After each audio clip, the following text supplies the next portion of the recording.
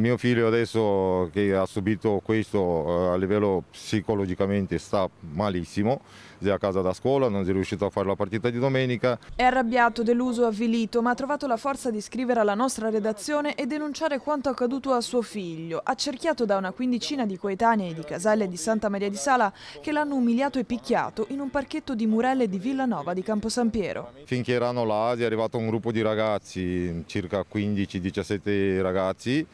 e il primo si è avvicinato a mio figlio e le ha chiesto il nome e subito le ha dato un pugno in faccia. E mio figlio ha reagito e poi sono arrivati gli altri e l'hanno riempito di pugni e di calci.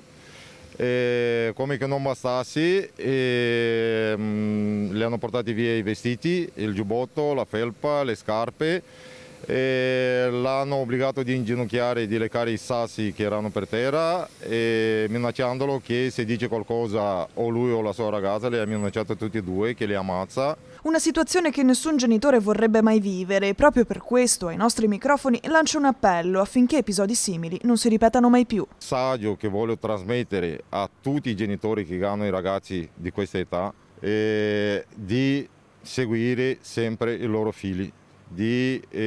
stare attenti cosa indossano i loro figli. Perché uno dei ragazzi che ha minacciato mio figlio, che le ha dato anche le botte, aveva un tirapugni e l'ha tirato fuori dalla tasca minacciando che se dici qualcosa te lo mangi questo e ti ammazzo te e la tua ragazza. Sono i comportamenti proprio imperdonabili dal mio punto di vista e mi dispiace per i genitori perché ho conosciuto più di qualche genitore, ho visto che quasi tutti c'è gente per bene, però voglio ripetere che se un figlio arriva a casa con un paio di scarpe, il mio figlio si arriva a casa con un paio di scarpe che non sono sue, mezzo ubriaco, e mi da genitore non faccio niente, arriviamo che fra 4-5 anni abbiamo paura di uscire di casa.